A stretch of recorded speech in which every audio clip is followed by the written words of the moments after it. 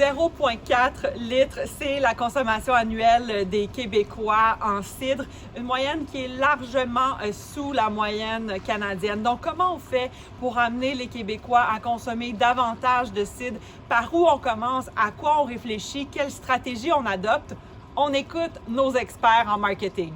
Pour avoir une stratégie marketing solide et performante, ça prend d'abord des bons messages clés. Puis, je me répète, mais pour avoir des bons messages clés, tout doit partir du consommateur. Il faut comprendre le contexte dans lequel le consommateur est et il faut bâtir des messages clés adaptés pour ce contexte-là.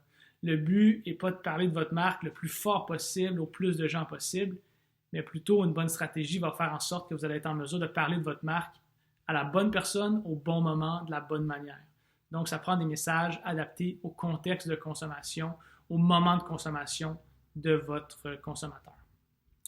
Une autre façon d'avoir une stratégie marketing efficace et performante, souvent qui est très sous-estimée, c'est la force de vente de vos points de contact, de vos points de distribution. Je parle ici des vendeurs dans les dépanneurs, les vendeurs dans les épiceries, les commis d'épicerie. Ces gens-là peuvent devenir des ambassadeurs très importants de vos marques. C'est eux qui sont en contact avec les consommateurs au quotidien, à tous les jours. C'est eux qui les conseillent, c'est eux qui les orientent vers certains produits plus que d'autres. Donc, mettre ces gens-là dans votre équipe peut s'avérer une stratégie marketing très, très efficace. Donc, pensez à des choses comme des concours, des séances de dégustation, des capsules informatives pour les aider à mieux vendre vos produits, des rabais, des exclusivités pour les forces de vente peuvent être des éléments qui peuvent être très payants parce que ça va faire de ces gens-là des ambassadeurs de votre marque qui vont ensuite avoir une influence sur les consommateurs, une influence qui va être assez marquée. Ah, la grande question qui tue, comment est-ce qu'on peut augmenter la consommation de cidre? En fait, comment est-ce qu'on convainc les consommateurs d'acheter et de racheter le cidre du Québec puis d'augmenter sa consommation? Mais pour ça, il faut se ramener à la proposition de valeur du cidre. Qu'est-ce que c'est une proposition de valeur? Ça semble technique, mais en fait, c'est une façon de résoudre un problème qui est mieux que la concurrence. Puis ce problème-là, il appartient à un groupe spécifique de personnes. Donc, est-ce que votre proposition de valeur est la même pour tout le monde? Non. C'est là où je ramène toujours ça à connaître le segment de marché qu'on vise. Il y a un momentum au Québec en ce moment pour augmenter la consommation de cidre, mais la consommation de qui? Qui exactement? Donc, d'essayer d'aller creuser cet aspect-là. Puis après ça, de bâtir des arguments de vente pour convaincre, en fait, qui sont adaptés. Donc, qu'est-ce qui est pertinent? Qu'est-ce qui vraiment va faire un changement dans le processus d'achat, dans le processus de décision? On ne veut pas du contenu générique, on ne veut pas des arguments de vente qui sont génériques. Ce n'est pas supposé être les mêmes dépendamment à qui vous vous adressez. Donc, c'est important de toujours penser à qui on s'adresse. Par contre, vous ne pouvez pas juste faire ce travail-là parce que vous voulez vous démarquer, vous voulez penser aux différenciateurs de votre marque. Là, je peux dire du cidre, mais peut-être en tant que producteur, chaque cidre en tant que tel. Vous ne voulez pas vous dénaturer. Donc, qu'est-ce que vous avez à offrir, vous, qui correspond à ce qui est pertinent dans le processus d'achat des consommateurs? Trouvez-vous un élément qui vous distingue. Ça peut être sur le produit, mais pas nécessairement sur le produit. Ça peut être un élément qui est propre à l'endroit où est située votre cidrerie.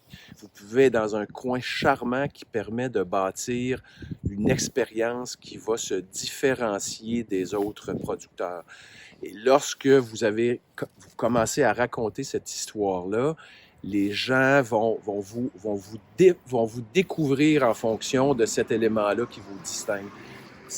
Il faut que dans l'intérieur de votre mix marketing, que ce soit dans le produit, que ce soit dans le look, que ce soit dans la communication, que ce soit, comme je disais, dans l'expérience au point de vente, il faut trouver un élément qui vous distingue et il faut miser là-dessus.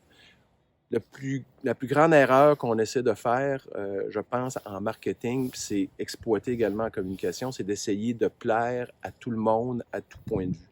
Essayez de vous trouver une place, essayez de trouver un angle qui vous rend unique et qui fait que votre histoire et votre produit se différencient et est intéressant évidemment, à entrer en contact avec. Quel argument on devrait mettre de l'avant pour vendre un peu plus de bouteilles aux Québécois chaque année? Et quelle grande question! Hein? Je pense qu'il faut susciter de la curiosité. Hein? Le consommateur, il est curieux, il va en apprendre davantage.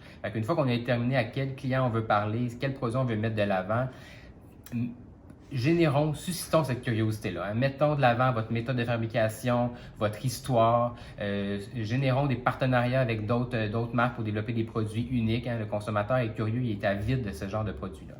On peut aussi développer ou proposer des moments de consommation, hein, que ce soit en proposant des accords, en proposant un remplacement d'un autre type de produit breuvage ou un autre type d'alcool. Mais pour ça n'a pas besoin d'être compliqué. Je pense entre autres à la bière, au brasseur Vagabond avec leur bière Instant de Bonheur. Juste avec ce nom-là, Instant de Bonheur, ils nous suggèrent un moment de consommation. Ils nous invitent à partager un moment heureux de notre vie avec leurs produits, puis de le partager après ça sur les plateformes sociales. C'est également un élément qui peut bien s'offrir en cadeau, juste en voulant souligner un instant de bonheur ou un moment heureux dans la vie de quelqu'un d'autre. Juste avec ce nom de produit-là, on suggère un moment de consommation qui peut encourager à en acheter à différents moments dans l'année pour souligner des moments heureux. Il faut faire connaître les produits parce que cette industrie-là, elle est méconnue. Alors, on voit des tentatives, mais c'est vraiment des producteurs, je dirais, bien spécifiques. C'est pas un produit grand marché encore. On commence à avoir des produits même à la Société des alcools, mais c'est très, très timide par rapport aux autres catégories de produits. Puis, comme on a développé beaucoup le marché, je dirais, tout ce qui est le secteur vin, et puis la bière aussi avec les microbrasseries, c'est comme le marché est bien occupé actuellement. Donc, on arrive avec un autre alcool qui a des caractéristiques bien distinctes en termes de taux d'alcool, mais en termes de saveur, de palette de saveurs, etc. Donc, c'est à découvrir. Alors, je pense que la première étape, c'est de montrer qu'on est présent, de montrer qu'il y a une industrie qui est de plus en plus, je dirais, diversifiée, présente, et puis régionale aussi. Si on prend le côté microbrasserie, où justement on est allé mettre de l'avant des particularités bien régionales, puis on peut faire la même chose avec les cidres.